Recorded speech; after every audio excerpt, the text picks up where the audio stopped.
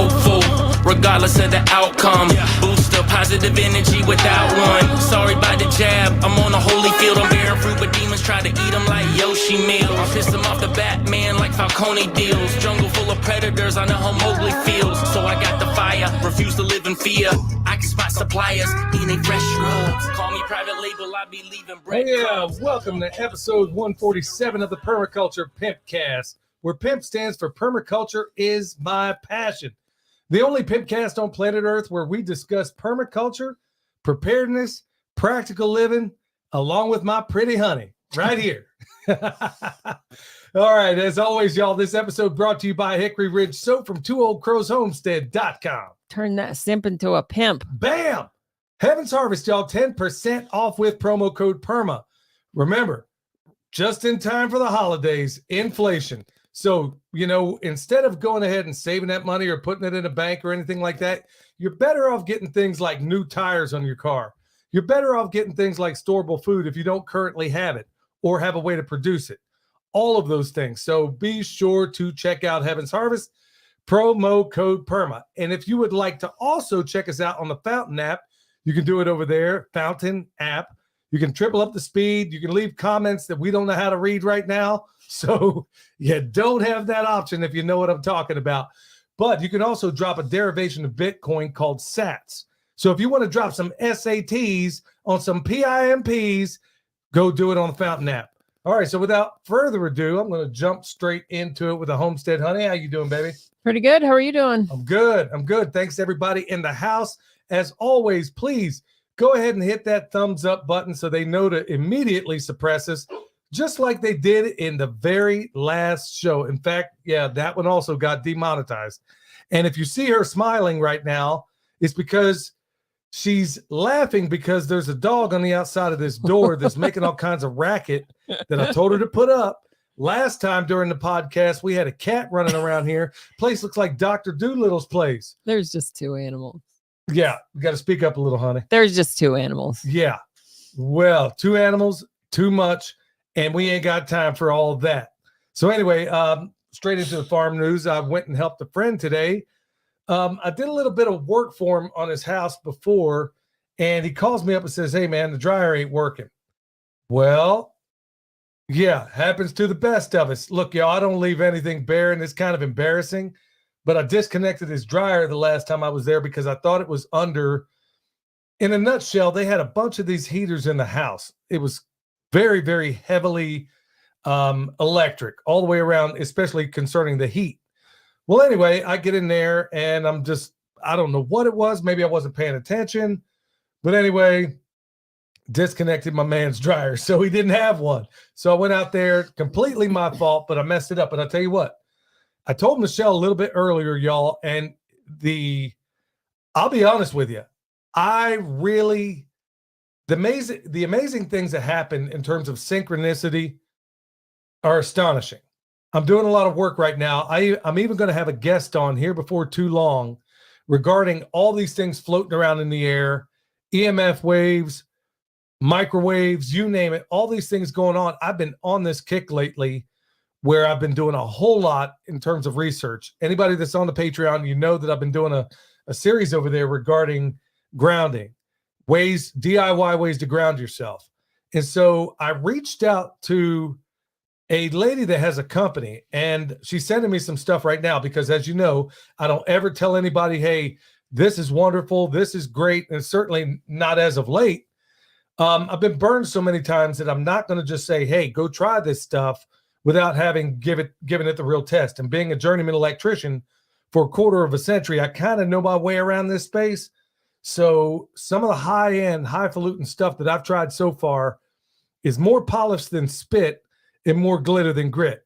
And I told her straight up, I said, look, for me to even talk about this on the program, I'm going to have to try it out. I'm going to have to test it.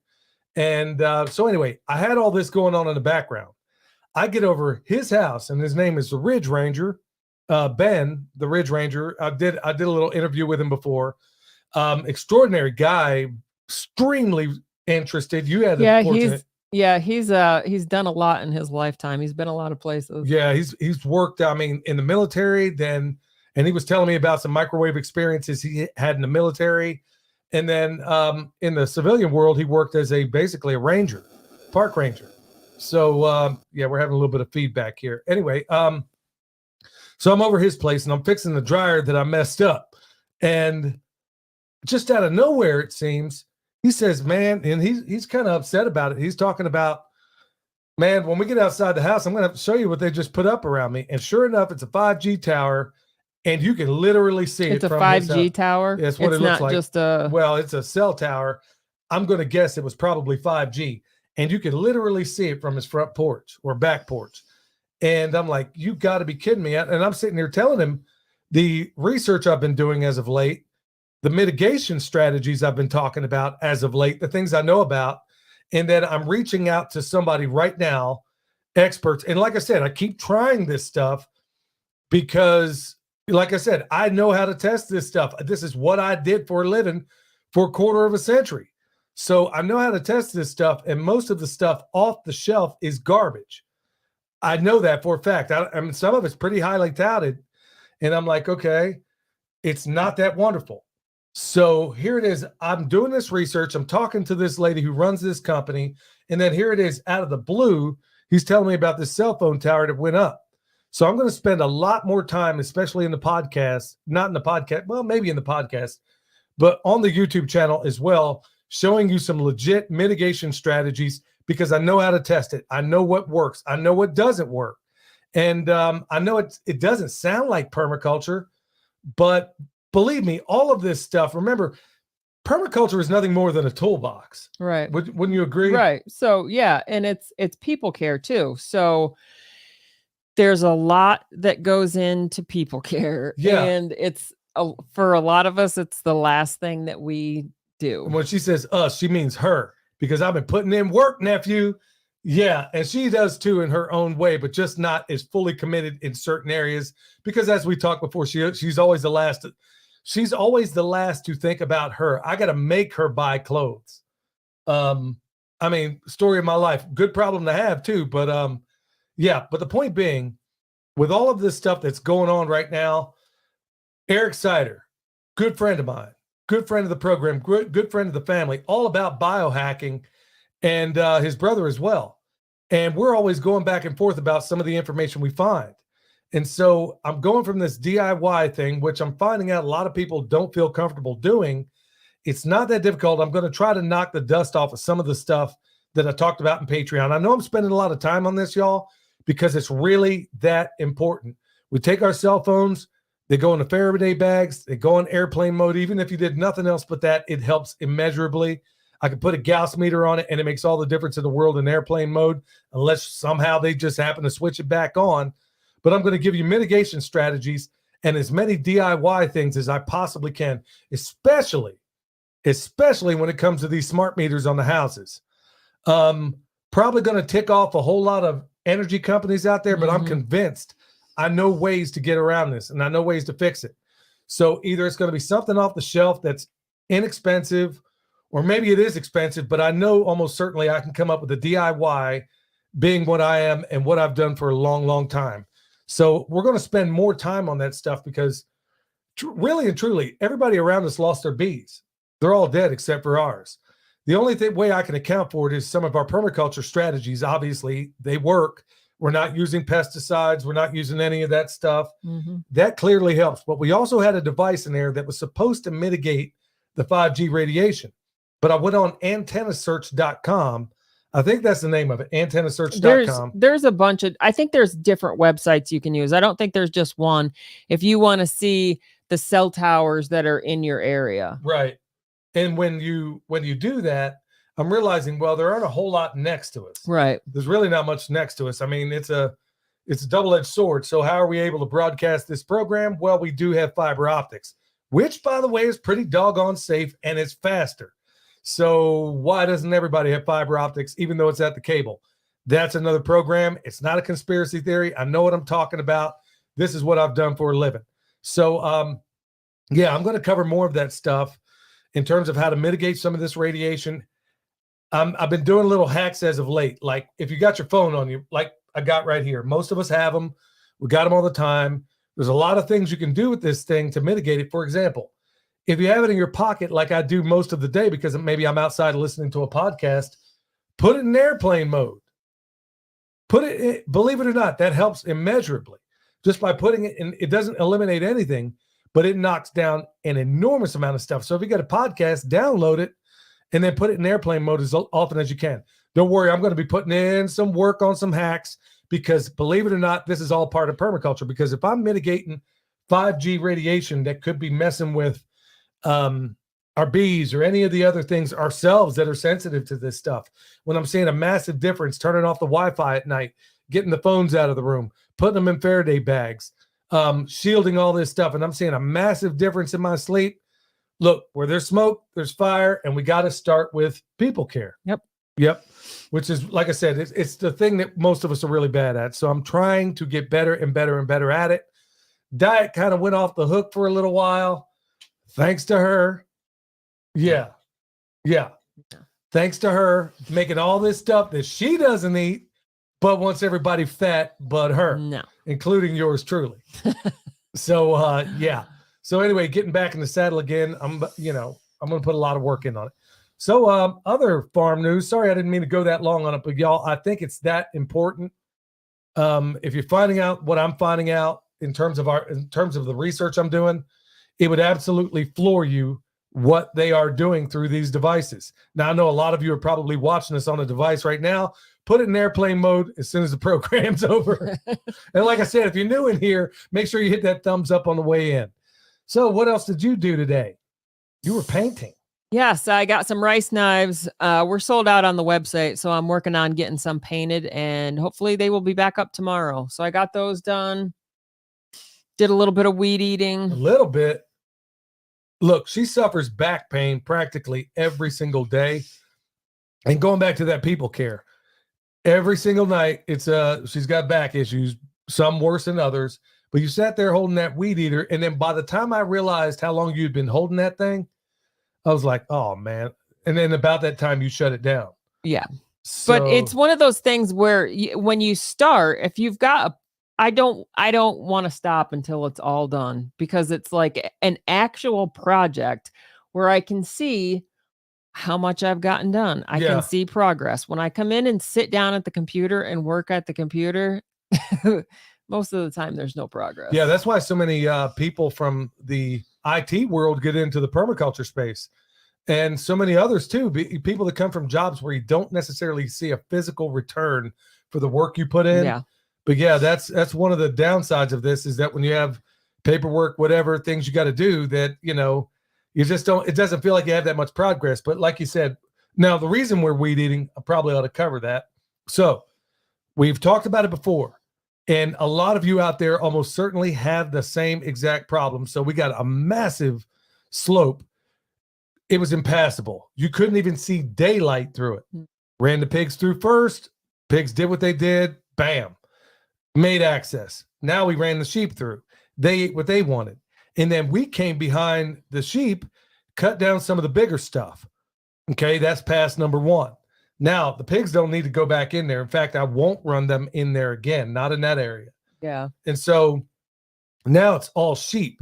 But here's what we're doing. With every successive pass that we run them through, you can see the improvement in the ground. First, the vines, the thorny vines, the thistles, all those things are going to be your worst multiflora rows. When you see those things, as we always talk about, it is absolutely awful. Well, and it's, the silvergrass too. That is, I can't stand seeing them. Yeah. So, and that's what we were. Well, why is it there? Well, it's there because I believe our soils are highly bacterial. Believe you tested it. Yeah, it's highly bacterial. Yeah. Well, when I say I believe, I'm focusing on what the solution is. I know they're highly bacterial, but my hypothesis is that once our soil gets more fungal, then that's going to go away. So. Yeah.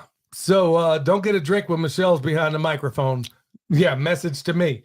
Yeah. Anyway, I don't even know where I was at. We were talking about weed eating. Yeah. So anyway, yeah. All right. So anyway, yeah.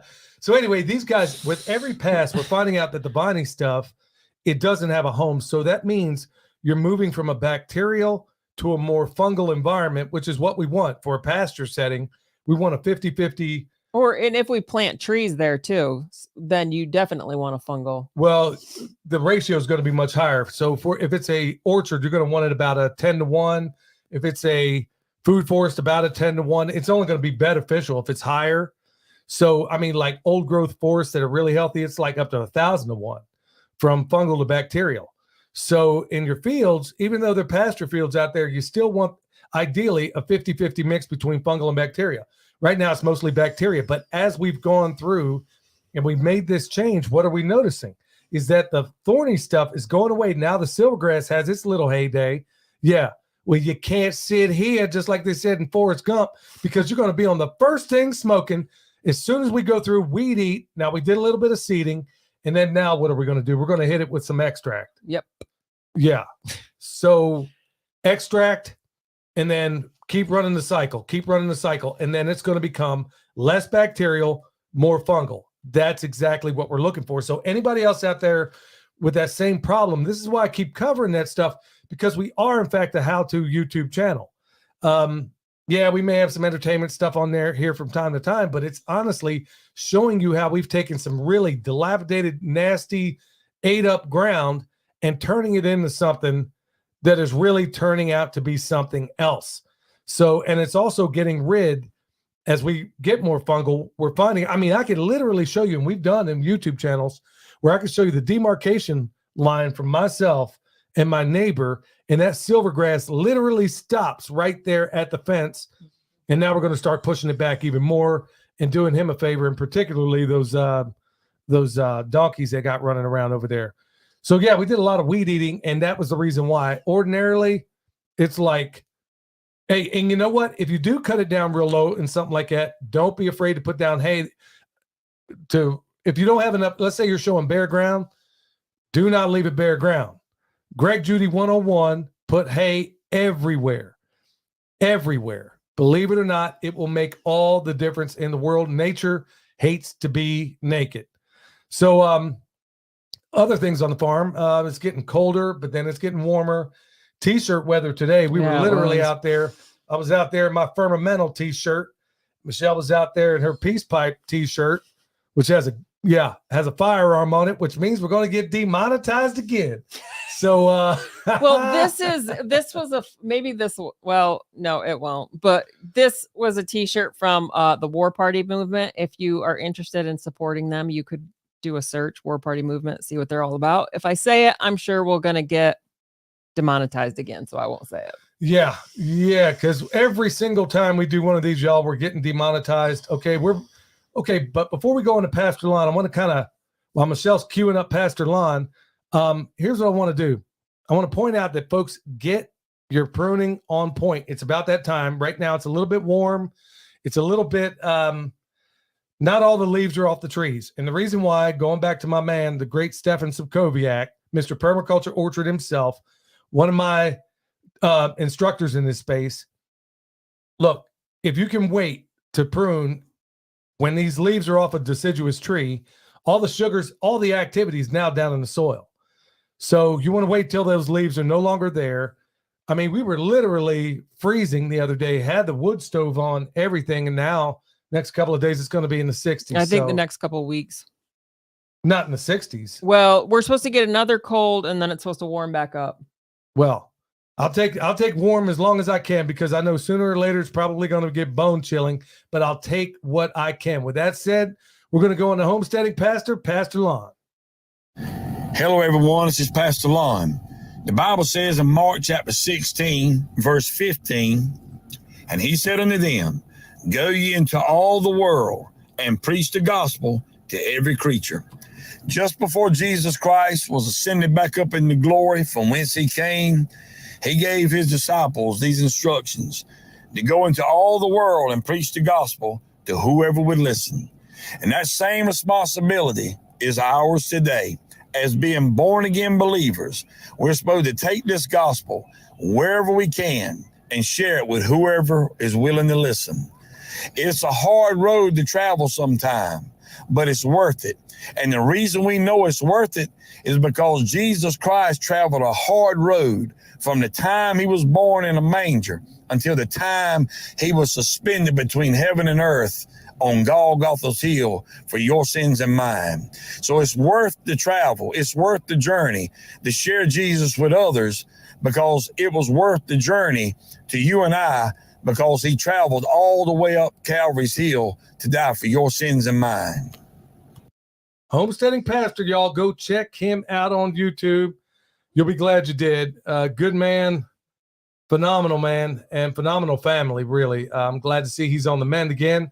So, yeah, check out Homesteading Pastor, y'all. All right, with that said, we're going to get into what was formerly known as bad news, good news. Now it's just all good news, depending on whether or not you like my sense of good news. Well, this first one, don't worry, y'all, it's going to get better and better. Epstein and his lover, Ghislaine Maxwell, were Mossad operatives blackmailing famous personalities with videos of them betting underage girls' book claims. Okay. Now, reason why I'm saying that's good news is because the veil is being lifted in so many different ways. We live in the United States of amnesia. No two ways about that. And because of the crucible of really hard times, which is approaching us right now, which is why I'm spending so much time, which is why it's reason we do what we do, because of all that stuff going on. And when things aren't so good, people will pay more attention to these dreadful stories. I mean, and they are dreadful. I mean, they are absolutely positively dreadful. So on that note, I don't know if you saw, here's another good story. In Las Vegas, police arrested more than 70 suspected in sex trafficking ring during Grand Prix week. So 215 survivors were rescued. Yeah, awful stuff, y'all. This is why if we mention the V4CR, anybody in the chat, feel free to put what that even means. We even mentioned that. It goes to show you who runs these platforms and who runs all this stuff. If I even bring that name up, 100% guarantee they're going to cut the feed or demonetize this, all of the above, cut the channel, who even knows? If I bring up a lot of what's going on with other organizations, they'll cut the feed too. Even though what Michelle talked about is a drop in the bucket. I mean, that is not even, law enforcement has zero. Listen to the Sean Ryan show and you'll know what I'm talking about. Law enforcement has, thank you very much, Shelly in the house, 2 Old Crows Homestead. Yeah, it's she wrote it right there in the chat. And so did Sandy. Thank you all so much. So, yeah, this awful, dreadful stuff that's going on out there, it is a drop in the bucket. But as times get harder, it shows, I've said it before, and I'm not being funny or cute when I say it, it seems the only remedy to the depravity and the apathy we have is the crucible of really hard times. And I've even said it before that I think it's going to take starvation to cure what's going on right now. But right now, as everybody's saying, hold on, man, I've been lied to about this. People that were more than happy in the Matrix before are starting to wake up a little bit. That's why I'm calling that good news. All right, so we'll move on to another good news story. This one is actually really, really good news in my view. The health benefits. Now, like I said, I've been doing a lot of life hacks. The health benefits of morning sun and why you should rise early. Okay, I'm not going to read the whole article, but basically, you're getting the full spectrum of light in early morning sunlight as opposed to midday or whatever. So one of the biohacks that they're talking about out there is getting that first light in the morning. Now, I've heard this for a while, and I'm like, well, it doesn't seem like it makes a difference. You know, why should it make a difference? And I'm like, well, I'm a farmer anyway. I'm out there anyway. So maybe I'm getting the benefits of it. But honestly, if you're a person who likes to sit in or don't get any sunlight, it's little things like this. Like Gary Brecka, another guy Eric turned me on to, this Gary Brecka talks about, there's people that spend thousands, I'm talking over $100,000 to get a bed, a light bed that simulates what morning light does in the morning. And the benefits on your health. People actually spend thousands and hundreds of thousands of dollars to get one of these beds, or they go to a spa where they got one of these things.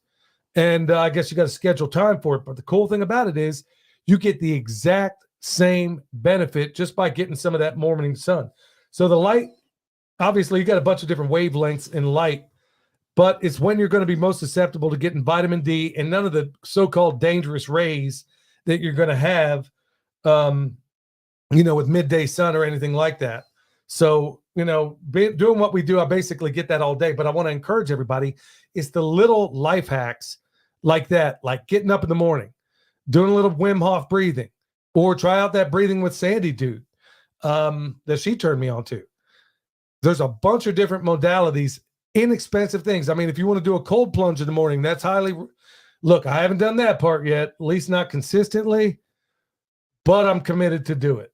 But there's another little hot life hack that I've been doing for probably a month, and it's concerning coffee. You know about it already, right? Mm-hmm. All right. So, and y'all, I would have never believed this when I heard this about a month ago. I'm like, that's why I'm just like I talked about in the very beginning of the program, that I never willingly pass anything on to you that I haven't kind of test drive myself.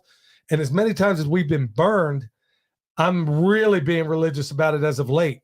So I want to make absolutely sure I'm not passing on bad information. So this other article is from Wellness Life Hack. Why the timing of your morning coffee is everything. Now, try not to tar and paste me with what I'm about to say, but you can vouch for it that I've been doing this for about a month. Mm-hmm. And don't drink any coffee. I'm just saying right out. Don't drink coffee until 60 to 90, actually 2 hours after you wake up. So anywhere between, they say 90 to 120 minutes. I'm about at least 120 minutes, if not longer. Okay, so what's the advantage of doing that? When I first heard it, I'm thinking this is crazy. Well, if you get up in the morning and you have your coffee, you're wrestling with cortisol. But here's the cool thing about it. If you can delay your coffee intake, just drink water.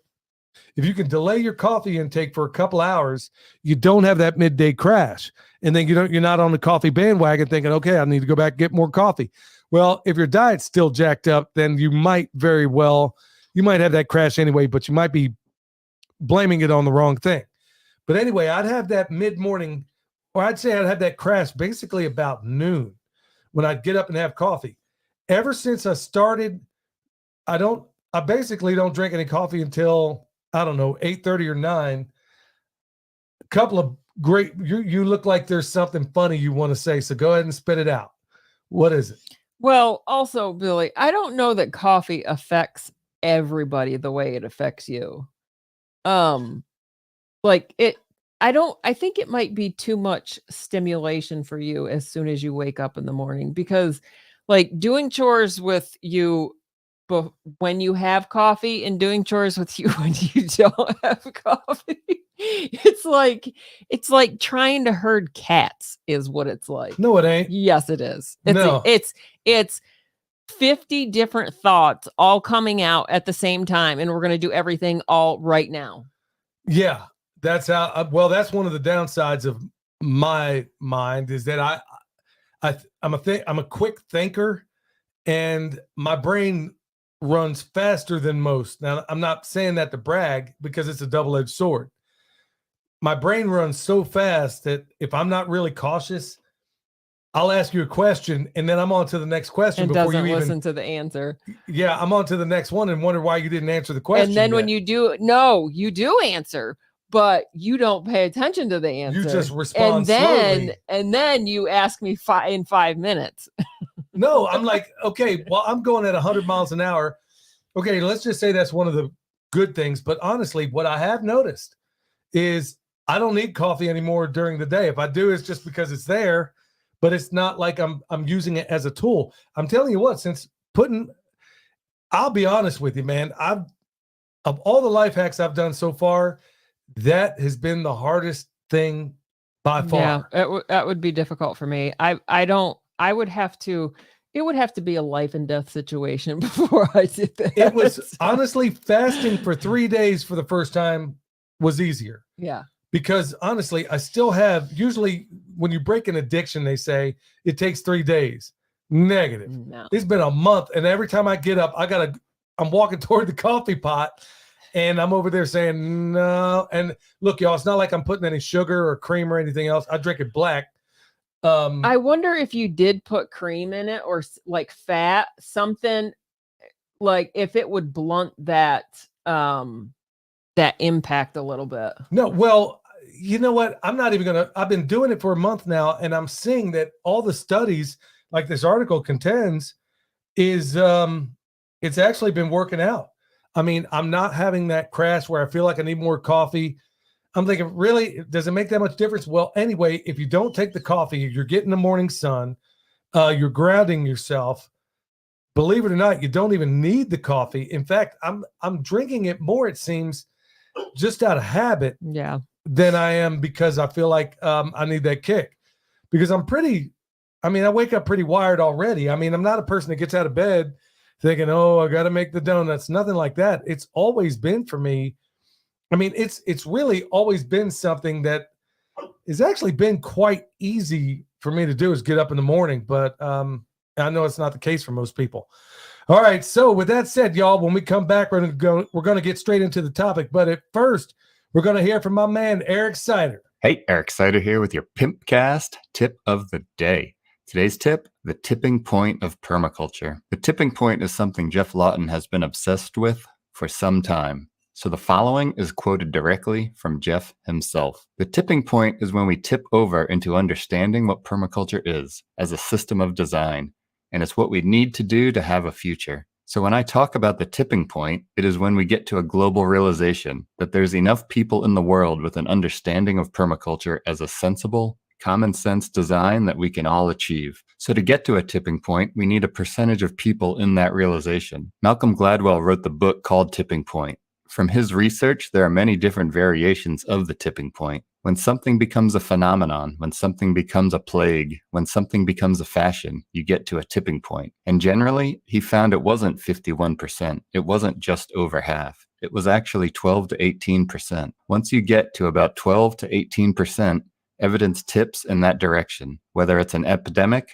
or whether it's a new belief system or it's a new fad or fashion. He studied many, many diverse variations of events that got to tipping point somewhere around 12 to 18%. So once we get to 12 to 18% of the population that understands that there's an ethical design science system that we can use and we can apply to give us a permanent, sustainable, abundant supply line and a future for our biosphere, our planet, then we all tip in that direction and it becomes standard behavior. That's what we're after. We're after that tipping point. So how do we speed up the tipping point? You can find me on YouTube and Instagram at Eric Sider. And if you're in need of permaculture t-shirts or remote permaculture consultation and design, head over to ericsider.com. That's my dog right there. Once again, yeah, as far as a tipping point, I mean, think about this, y'all. It only took, everybody says, yeah, we fought the American Revolution. We did, 3% of we fought it. So all it takes is an irate, dedicated minority to make anything, think about it. Anything for good or ill has always historically been done by an irate minority. Right. So, that's exactly the place we got to get to. But man, what a beautiful day that would be. We hit that 12, 15%. We just need to make permaculture cool. We need to make farming cool. We need to make growing sweet potatoes in your windowsill cool. We need to, all these things where we can make it cool. And I see it getting there. I see it. And part of it is doing what we're doing right now. Evangelizing this awesome, magnificent design science we call permaculture to everybody and anybody that will absolutely listen to it. Before we had a platform, you can ask anybody I've ever worked with in the trade that I'm in, the electric trade. And I don't care if it was, I would evangelize this, what I did and what we do, to my tool buddy, to a group of people at a break table. It didn't matter. If we were there in any way, shape, or form, permaculture is my passion. And believe me, I made it known everybody I was around. And I never forgotten that, how passionate I was just talking to a tool buddy or somebody that might have even slightly demonstrated any interest in what I do. And, I can't believe it. It is what it is right now. So all of you on board, all of y'all in the chat right now, thank you so much for being here. Thanks a million. All right, before we get into the main topic, y'all, EMP Shield, promo code PERMA will knock $50 off. Like I said, I'm a journeyman electrician, 25 years of experience, IBEW electrician on top of that. And y'all, got to tell y'all, I have never installed anything better on the market. They did not hit me up like any other advertiser here. I went to them because that's how good the product is. And also, the number one threat to your home is not necessary. I would have said until a couple of years ago, wasn't going to be an EMP. I was going to tell you it would be lightning, and it probably still is. But if it does jump off, bolt of lightning hits your house, Kentucky fries everything downstream, EMP Shield's going to cover you for 25 G's. Nobody else on the market has a deal like that. They got them for your car, your boat, your generator, everything. So go to EMP Shield, $50 off with promo code PERMA. All right, straight into the topic. Well, here we are. Thanksgiving is come and gone. And you know, the impetus for this, to even talk about this, had to do with a statistic, or it may have been on a podcast. I've taken so much media that I can't exactly pinpoint where it came from. But I did not realize how many record numbers of people from Thanksgiving all the way through the new year are absolutely depressed. I mean, 'tis the season to get wacky, you know? Whether it's, you know, a lot of people, you know, let's be honest here. Life's greatest injustice is the inability to choose your own family. So some people are thinking, oh my goodness, Christmas is coming up. I don't want to be like a social pariah. I'm going to show up there. Man, they're my family, but well, hey, before we get into that, y'all, just because a family doesn't necessarily make them good for you. So yeah, I mean, there are some toxic family members out there. So just keep that in mind. Maybe it isn't in your best interest to go to these holiday things. Maybe using some of the methods that we've used and what you might consider might help with some of the holiday blues. Michelle, what do you think? Well, I think also this time of year, for me, there's a couple of things that happens this time of year. The days get shorter. It gets dark early. It gets cold. Christmas is coming. The holidays aren't happy for a lot of people. Like, some people are by themselves. It's just not as happy for a lot of people. So, but for me, it's not just Christmas. It's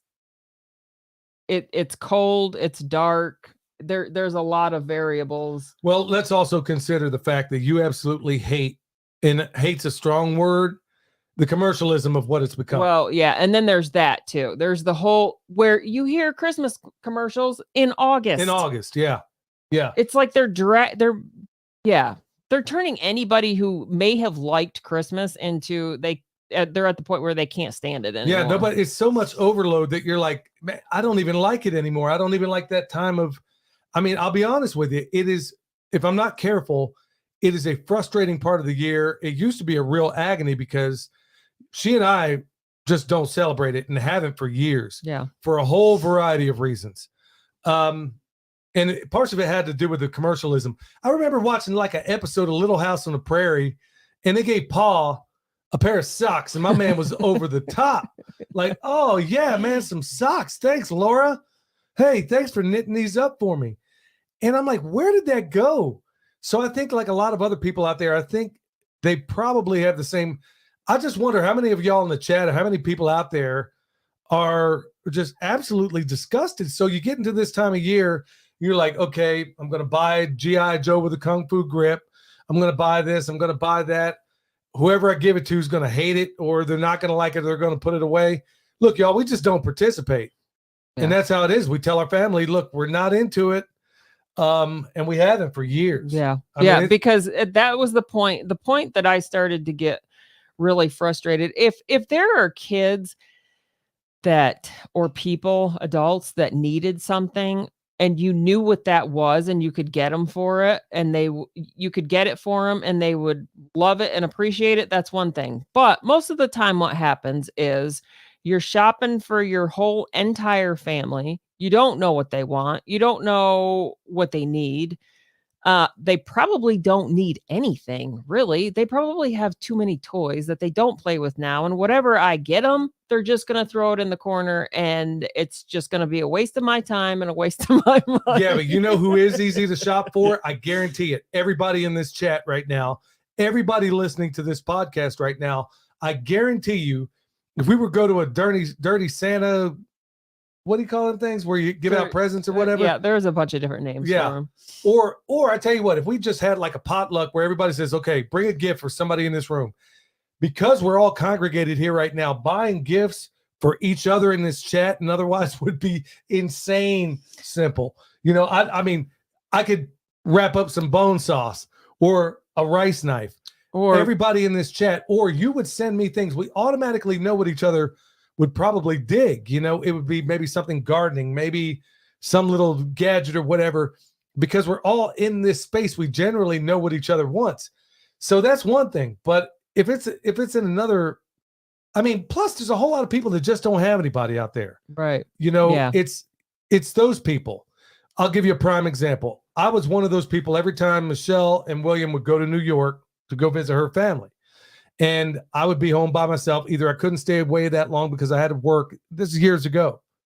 So I made it something of a tradition because honestly, we weren't celebrating it. She and I mean, it's like we see it for what it is, just not going to participate. So yeah, I had this little ritual, I guess. I would go to Waffle House and I'm like, okay, the lady working at the Waffle House, she's waiting on me. You know what, man? I'm just going to give her $100 tip, you know? And, you know, don't be a schmuck about it where you just sit there and you just, hey, this is for me, poor person. Yeah. You don't do anything dumb like that. You just pay for your meal. Hey, have a nice day. Put it on a plate, walk away, or, you know, put it under the plate, walk away. Don't even stick around to see the response. Right. But obviously you don't want some schmuck there next to you that's going to snatch it up either. So you want to be smart about it. But the point being is that I'd get out of there, jump in the truck, and then I could see them pick it up, and then you could see their face light up. Mm-hmm. Because 9 times out of 10, that waitress working at the Waffle House has got somebody at home. All right. And you're here on Christmas. And you're not making very much money. Yeah. So I'm like, okay, so that was something of a tradition that I would do. And I was like, okay, I'm sure some other people in here are doing the same thing. And, you know, all I know is that maybe her life just got a little bit easier, or maybe she was able to do something for somebody that meant something. Honestly, nobody's going to say, hey, put me on. Most people are not going to say, put me on Christmas. So that's one of the things. Look, for the longest time in my life, when I was at my worst, and you've heard me talk a little bit about it in one of the earlier podcasts, when I was dealing with a fair amount of self-loathing and a number of other things, I'll be honest with you. The one way I was able to cope with all of that, the thing that made me cope with a lot of that, was really a couple of things, but one of them was volunteerism. I mean, I did so much volunteer work, you know, whether it was back in the day, it was Habitat for Humanity. Then I quit messing with those guys for a whole variety of reasons. You know, it was us in the skilled trades that actually built this thing, but every time you'd see a commercial, they'd talk to they would do the commercials and they would talk about the doctors, the lawyers, and all. I'm like, hey, dude, you know how many Habitat houses I built? I ain't ever seen a doctor or a lawyer on any of those. All I ever saw was skilled trades out there. And so I'm like, okay, well, let me go find another one. So it was Christmas in October. We did that one all through Kansas City. Still goes on. And it's a really good thing. And then there was a whole variety of other things. It was, no matter how down in the dumps I was concerning myself, it always made it better extending help to others. If you want the best way to get over any kind of depression, my advice to you, start drinking heavily. No. No. No, don't do that. Hey, I was joking. Don't do that. No, my advice to you, honestly, is go do something for somebody. And I mean, it makes all the difference in the world. Obviously, it's going to sound almost cliche, but how about it's true, because if you do something, like if you put yourself out there, a lot of times you're going to find out. Like for me, this is just a personal, what I've noticed. Sometimes we get doing this kind of work. We're here by ourselves and we get stuck in our own heads. So our problems are just magnified. If you get out and go do something for somebody else, it makes you realize your problems aren't as big as you think they were, or they're not as big as you had them made out to be. Like, and your problems are actually like, I'm trying to think of this one thing. It's like if you when you realize what other people are dealing with, you're going to choose your own problems, because other people's problems are so, people have some pretty big things that they're dealing with. So I think that's a great thing to do, is get out and just volunteer, do something for somebody. Yeah, I think that's exactly like this Christmas, since we're kind of officially empty nesters now. That's one of the things she and I have already talked about, is going out there feeding some of the homeless bums. Well, I'm sorry, scratch that. Hey, sorry for the live audience. Old habits die hard. Okay, some of the homeless. What do you call them people? Oh, homeless. No. They're not homeless. They're unhoused. Oh, unhoused. Yeah, that's what they call them now. Yeah, when I grew up, they were called bums. Okay, sorry. But yeah, the unhoused population, that's what they call them now. Man, I'm almost ready to go down another rabbit hole, but I'm not going to do it. Look, that's one of the things we're going to do this year. And it's not because I feel this natural compulsion.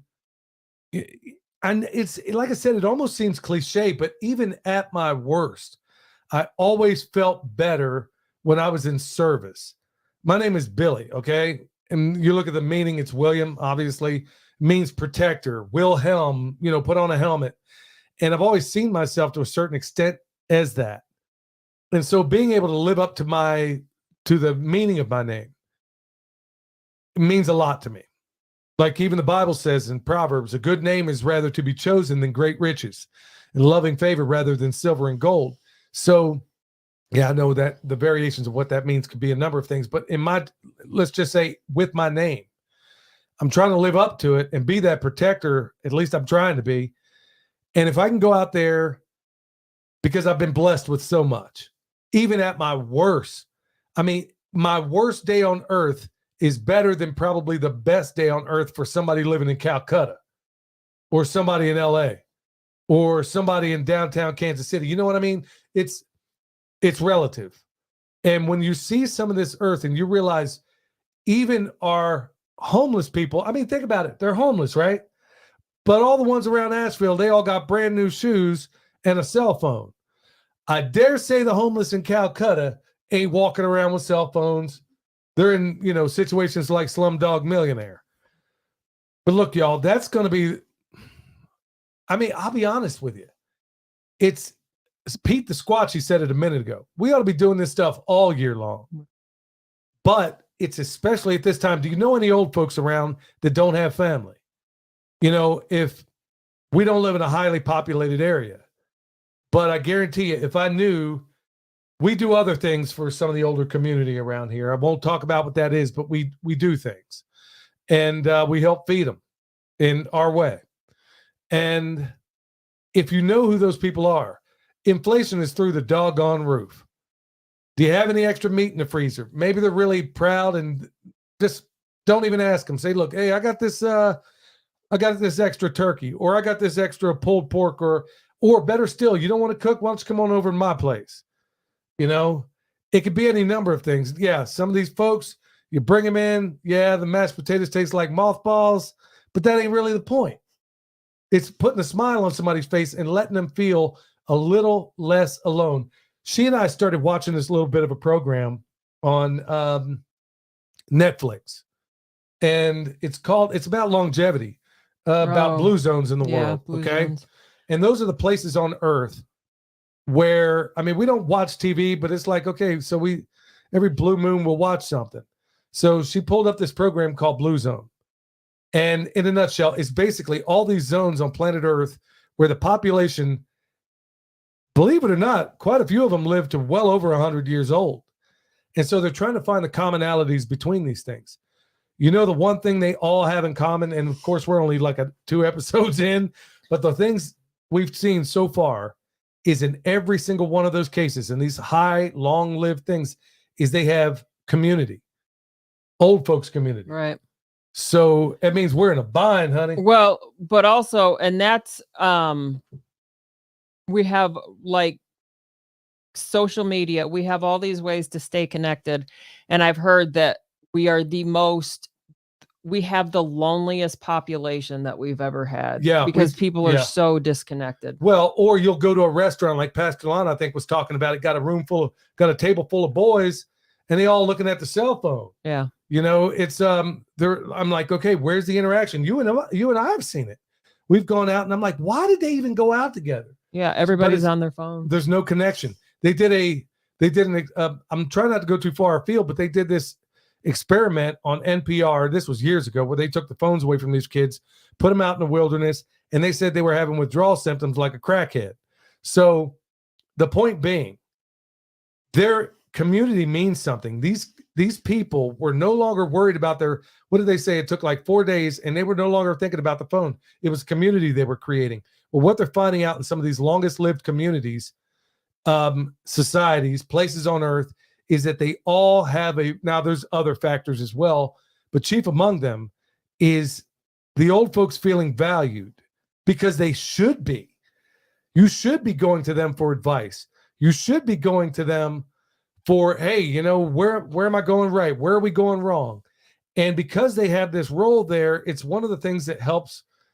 They think that's one of the several factors, at least, that has these people living to a very long time. So right around these holidays, some old folks around there. Yeah, some of these folks are a little bit ornery, but maybe they wouldn't be if you were to bring them over. Just don't let them cook nothing. just bring them over, go pick them up, you're going to feel better. I mean, look, y'all, it's just all the way around. Every time we do something like, one of the latest things we did, we help raise a lot of money for certain causes. We never see that. We're not in it for the, hey, attaboy, or none of that stuff. But this is what I pray for. I pray that we can throw so much money at this problem that you've heard us talk about a little while ago, one of them being V4CR, that we're no longer needed. To teach people to grow food so much that we're no longer needed. To have comfrey so far and wide that it can't ever be sold. There's goals for all this stuff. And I got to say, at the end of the day, there's a high degree of altruism, because we don't have to do this. I love to do it, and I'm so thankful to be in a position of where I can help and where she can help. And where all of you guys, out there, you're doing so much to help. Just being right here in this chat, in this live, listening to it as you drive to work is a massive, massive benefit to all those involved. In fact, you're a great benefit to the community I'm part of, which is right now here in this present chat. All right, y'all, please, absolutely, positively reach out to the old folks, do good works, do everything you possibly can. And it's going to go a long way. It's going to go a real long way into this, what you think is a really dreary holiday season, honey. Is there anything else you'd want to add? No, I think that's it. Come on, January. January, what? It's going to be even colder. No, that's when the seed catalogs come. Oh, okay. Well, I'm glad we straightened that one out. You can start planning for spring. Well, look, y'all, if you got any of the holiday things going on, remember, check out Chef Snow. We're going to have his stuff linked to the podcast and also the YouTube channel as well. You got some of his spices down there. Michelle bought some of his spices. And his coffee is great, too. Yeah, his coffee is off the meat wagon. So let's hear from Chef Snow. Hey, Chef Keith Snow, with your Pimpcast tip of the day, building food security, canned protein is an important prep. Meat contains protein. That said, it's going to be expensive as we continue to push back against the globalists' mission to de-meat the world. Remember, you will eat the bugs, and you will eat the bug protein and the GMO monocrop garbage, which will increase the waistlines, disease, and medical bills of most Americans, thus creating weak-minded and easily controlled citizens. We can avoid this by putting protein first, but protein is expensive and hard to store, so what can we do? Well, I put a big emphasis on frozen protein and canned protein. I store the following canned proteins in quantities: several types of tuna fish. I like to keep the kind that's packed in water and in olive oil. I also keep chicken. I keep beef, pork, corned beef, ham. Now, I'm the first to admit that cooked and canned meat is not nearly as good as fresh, but you can make it work in a pinch. Learn more about what to store over at Food Storage Feast and use the coupon code PERMA to save $30. Take Bam. care. That's what I'm talking about. Chef Keith Snow. I think he's even in the chat right now. At least I thought I saw him go through there, but then again, this thing's so far away. He's up there. Yeah. Okay. Cool. Yeah. Definitely check out Keith Snow. Believe me, y'all, you're going to be glad you did. He's got some great spices. What you ordered 2 of everything, huh? Well, he has a pack on there. I just ordered the variety pack, and I think he sent a couple extra too. So. Oh, okay. Yeah. You got to speak up, honey. You got to talk into that mic, baby. Got to holler if you hear me. All right. So we're going to go into Q&A thing. If you got anything, y'all leave it in capital letters if you would. It's not, I'm having a hard time seeing that screen right now. So, yeah, I don't know if that thing can get any bigger. Anyway, right here, we got one from Philip. Came out before. Here it is in a nutshell. I won't go through all of it. But basically, he says, my girlfriend and I are looking to get something reasonable. Hang on. He heard a while back about how to buy land. I've talked about how to buy land on the cheap. And basically he's saying he and his girlfriend are looking to basically find a place. And he's saying, hey, can we point them in the right direction? Okay. If I weren't weed eating right before this podcast, my intention was to go right on the Craigslist and see what's available. And in a nutshell, I've talked about it before. I've even done a podcast on it, but it's been a long time ago, so I'm not expecting anybody to go back and find it. In fact, I need to do an updated version of it and talk to you how. Okay, it's really this simple. If you live in a tax lien state or a tax deed state, you can start there. That's one way to do it. Worst case scenario, they actually buy the tax lien back from you, but you make 25% on your money depending on the state. Okay, that's one way. Another way, go to Craigslist. And what I've noticed before is that if you could find 5 to 10 acre tracts, you'd be shocked at how cheaply you can purchase it. Because 9 times out of 10, if you can find it in the right spot, it's some old boy that, let's say, has maybe he inherited, and a lot of times that's what happened. He or she might have inherited some land. Let's say it's 100 acres. And on that 100 acres, well, let me back up. They went and bought a truck they can't afford. So now they're going to sell off 5 acres because they need to get ahead of this truck payment. Maybe something didn't come through. 9 times out of 10, that is exactly the problem. So let's say they got 5 acres and just easy numbers. Let's say they want, I don't know, $30,000 for it. Okay. Let's say that's what you're going to pay for it. So one of the methods I used before is like, okay, dude, first of all, no bank is going to loan you 100%. Nobody's going to loan you that with no 10% down. In fact, these days you're lucky if they will loan you that amount on bare land with any less than 50% down. Unless you have a really good relationship with that bank. Ain't going to happen. So here's another little method you could do. Say, okay, Jack, I'm going to pay you 30 G's. Don't even try to talk him down because you're going to save money on another way. Here's how you do it. So I'm going to pay you your 30 G's, but here's how this is going to go down. I'm not going to pay any interest at all. I'm going to give you $500 down and $500 a month. You can structure it that way or however it works out for you. Because remember, you're solving that person's problem. When I saw him meet up on the property and I saw the truck he's driving, yeah, I'm like, okay, he just needs to meet that truck payment. And that's all I got to solve. So go out there and say, look, okay, I'll give you your full asking price, but I'm going to give you, it could be anything you work out, but the more the better because you pay it off quicker. So let's say it was $500 down, $500 a month. I will go to an escrow company. I'll write up a contract, have my brother, who just happens to be a real estate attorney, draw up the contract. And in that contract, it says, and this is what usually gets them to take the hook, is if I miss 3 consecutive payments, not only do you take the land back, you keep all the money and you keep any improvements that I made upon that property. So from the seller's standpoint, they're like, how can I possibly lose? Of course, they don't want to be the one to necessarily own or finance, but you're solving the truck problem issue. You're giving them $500 down, $500 a month, and 3 consecutive.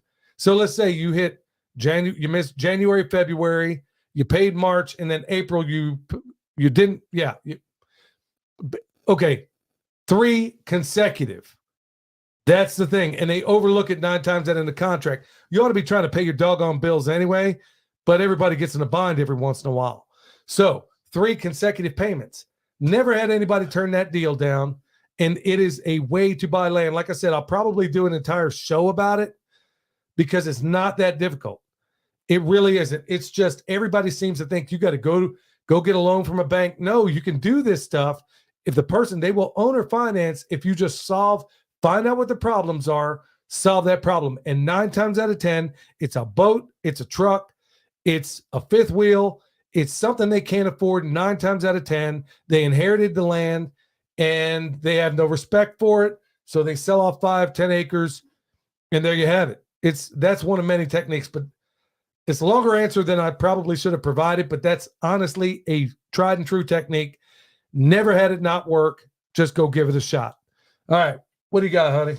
All right. I have a couple questions. I believe I missed some, so I apologize if I missed any. What seed catalogs are you getting? I think some of my favorite, I really like Southern Exposure Seed Exchange. They have great varieties. They are for the South. So people in the North probably wouldn't want to get that catalog, but they're great for the South. So True Seeds is a local company, but we do get some seeds from there. Seed Savers Exchange is another good place to get seeds. There is a company out there that has an excellent seed catalog that I love to look through. Their germination rates just aren't great, so I don't buy seeds from them, but they have a great catalog. And if you can, some of the varieties you might just look through, pick them out, and then see if there's any other place you can order them. Yeah, that's what I'm talking about. All right, so we got another one. Like I said, we show all the warts too. Had one from Walter. He was a longtime subscriber, and he writes this letter, not a letter, it's an email, and basically says, look, man, I got to drop off of Patreon. And then he says, look, man, I'm going to focus on scripture and following his guidance in my life. YouTube is great, but there are dozens of channels I'll be unsubscribing to as there's way too much gloom and doom. I'll stay subscribed to your channel for now. Thanks.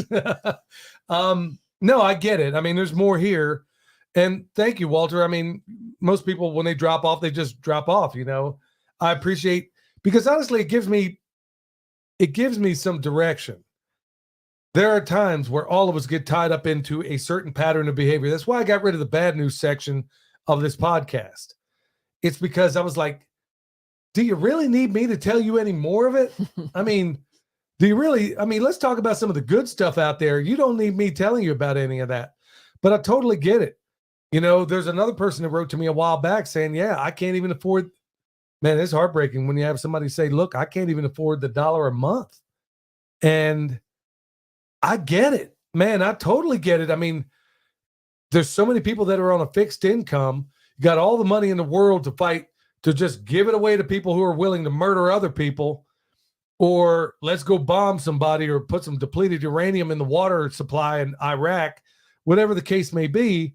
But meanwhile, we got old folks here flipping coins, deciding whether or not they're going to take their heart medication or whether or not they're going to eat.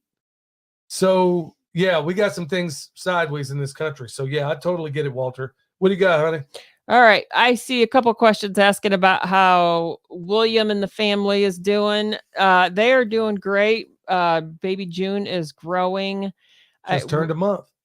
Yep. William sent pictures the other day. She already looks like she's grown since they've left. So everybody's doing great. Yeah. So we got one here. Check this out. When we did that thing talking about the goats that got stabbed last week, okay? They pulled I got an update from Troy and Jody. Basically, they exhumed the goats. And exhumed goats. I didn't even know that was a thing. And they sent them off to Clemson for, to go check them out, basically do some kind of autopsy on them. and it was determined that a pack of stray dogs killed the goats. But somehow they got into the barnyard, killed the goats, but not the chickens. Look, yeah, I don't take back anything I said. There are still some whack jobs out there.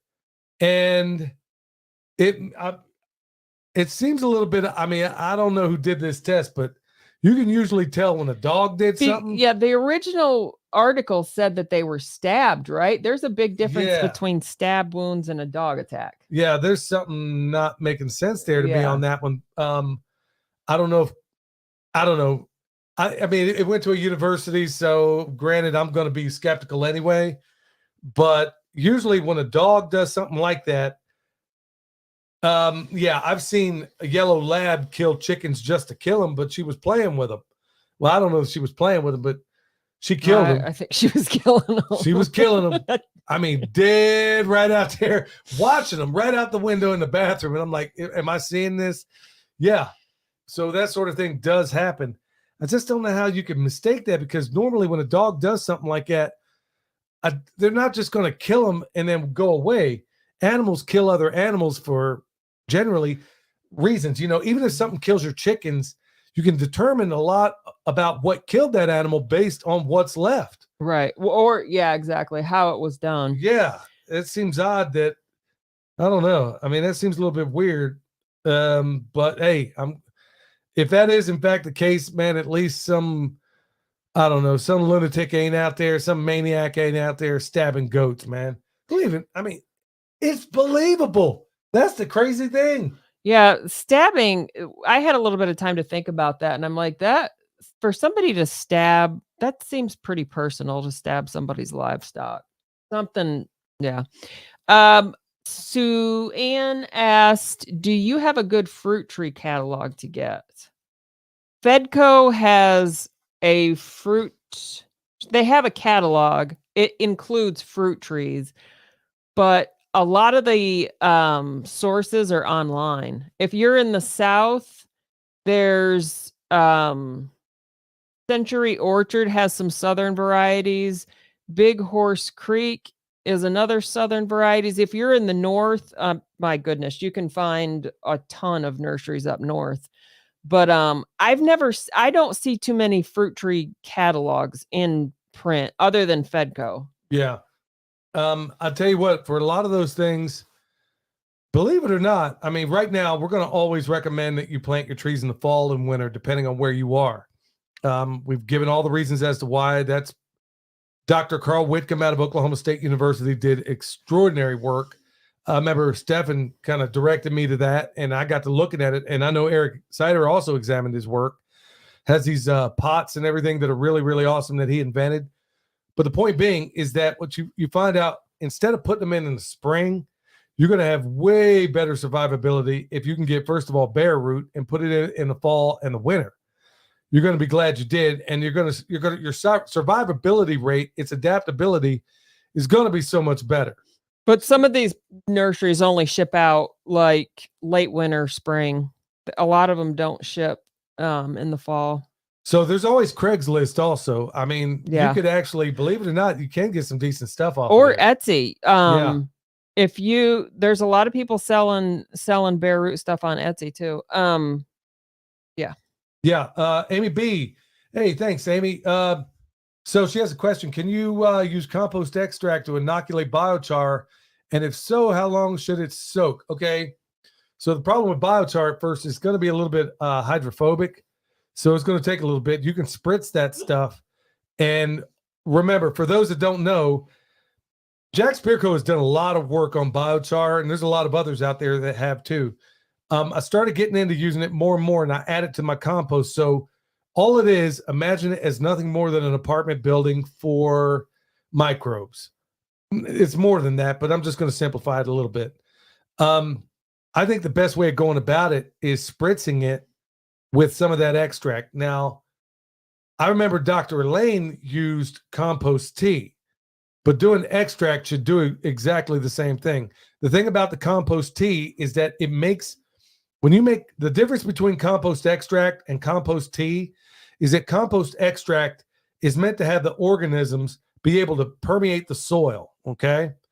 When you do compost tea, believe it or not, it's meant to create something of a tacky glue substance to where it sticks to whatever it's applied to. So it's going to be on the leaves, it's going to be on the bark, it's going to be on the stems, it's going to be on all those things. So that's the difference between a compost extract and a compost tea. In that extract, this is going to be my best educated guess. I'm thinking the extract is going to work. I think either one of them would work, but I think the extract is going to penetrate. I think the microorganisms are going to find their way into the smallest crevices of that biochar doing it that way. So, yeah, I would spritz it. I don't know how you would even get that stuff to soak. I think you would have to spritz it, spray it on, and then move it around, and then spray it again, and then let it colonize that way. Because a lot of the biochar that I mess with is hydrophobic at first, but once it gets charged, it's off to the races. Plus, it's going to maintain a lot of water in the soil. Michelle, can you read that because I can't see it. I see mixed opinions on moringa being a nitrogen fixer. Would you be able to help clear this up? I would have to look that up because there's a lot of times people say this thing is a nitrogen fixer, and there is a chart out there. I'll have to look for it, but it tells you varieties and how much nitrogen they actually fix. There are species that fix more than others. But I would have to look moringa up because like we've heard that repeatedly about a bunch of different plants. Oh, it's a nitrogen fixer. And then you look it up and it's like, no, it's not really. Moringa oleifera, I've grown it before down in Texas, and man, the rate at which that stuff grows is like, I mean, if there was ever a Nephilim tree, man, it's got to be moringa. Of course, all the fantastic benefits of it. If you can grow it, man, there is no way I would not. The leaves look a little like a nitrogen fixing. I was going to say that very thing. Yep. It does. If you look at a moringa, it almost looks like some kind of leguminous tree. That doesn't mean that it is, but it sure looks like one. Everything's edible practically on it. I mean, it's a fantastic tree. If you're in one of the warmer climates, good night, man. There is no way on earth I would not be growing moringa. And it can be used for so many different things, and it's super easy to propagate. We grew some in Texas. In fact, I grew quite a few of them, and I had one that actually made it. Yeah. And it was it was moringa oleifera. And there's other cultivars out there of it. And looking at it, it almost reminds me of some kind of, what's the word? I mean, it has the pods, it has all that stuff. I mean, it does look like it's a leguminous tree. So, but I really don't know.